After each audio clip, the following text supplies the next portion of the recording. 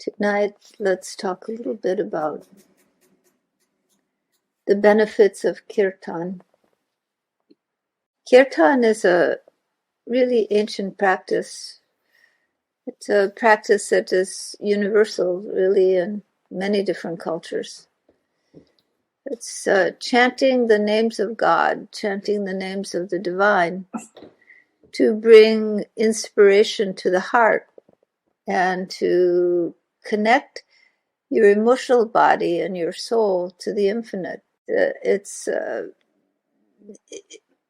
through philosophy and thoughts we can connect the mind, right? And that's the practice of Jnana Yoga, the practice of using the mind and the cognitive process to understand the nature of reality and understand the nature of the mind and how to work with the mind, how to work with your mental tendencies to bring your mind into a deeper focus of cognition, of the infinite, knowing that you're a part of a great and vast whole.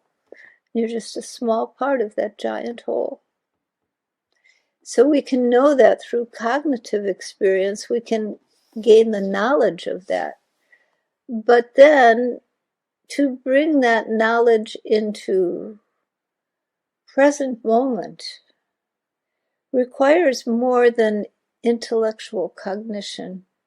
It requires bringing the whole of being into present time with experience. And that engages the emotions and the feelings so that you can feel that divine presence and feel that you are a part of something vast, something great. And in order to evoke those feelings, there have to be something that stirs that part of the mind that can open up positive feelings and positive emotions. And music that has a certain vibratory frequency can really speak to the subconscious mind, speak to the spirit in a way that mere words cannot. Music holds an ability to connect with us on a very deep, personal, emotional feeling level and bring out a heightening of positive emotions when the music is positively inspired, when there's a wave of subtlety in the music, in the tonal chords that are sung, in the mental state of the singer, so that you feel that mental state. If the person is in a high mental state, and you begin to feel that within yourself, and you begin to feel the music speaks to you, right? And as it speaks to you, it's not speaking to your intellect, it's speaking to your heart, it's speaking to your mind, and in the feeling modality. And you begin to feel the experience. And so when chanting the names of God, chanting the names of the divine, whether it's in Sanskrit or in English, whether it's the names of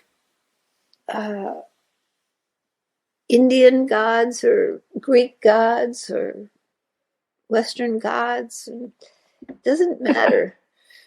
But it's just that feeling that your mind is being uplifted, your feelings are being uplifted towards something expansive, towards an awareness of an expansive nature that is more than your limited identity. And music is a beautiful way to connect with that unconscious part of our being, which has that ability to go beyond the thoughts and the identity. So it becomes a practice of bhakti yoga, the path of the heart, the path of feeling. And it can be very rewarding for people to be engaged with feeling, and then that brings that divine love, that brings that expansiveness to the mind, expansiveness to the heart energy. which just thinking about something can't do, because it drops into a deeper level, not that beta level, but the deeper level.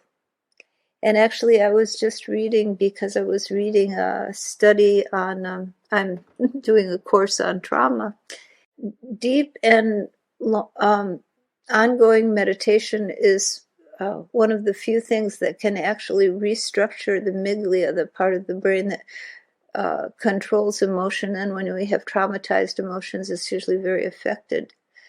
But it's able to be restructured by ongoing meditation practice. Very powerful, the impact of meditation, because meditation brings us beyond our cognitive, everyday beta wave reality, and we drop into alpha and then theta and even delta waves through meditation. And the practice of kirtan is a part of opening up that ability to go deep. So that's why we do kirtan. And pod kirtan, dancing the kirtan, is a way of engaging not only the voice but movements of the body. And it can be very powerful. So that's why we do pod kirtan, the kirtan dance.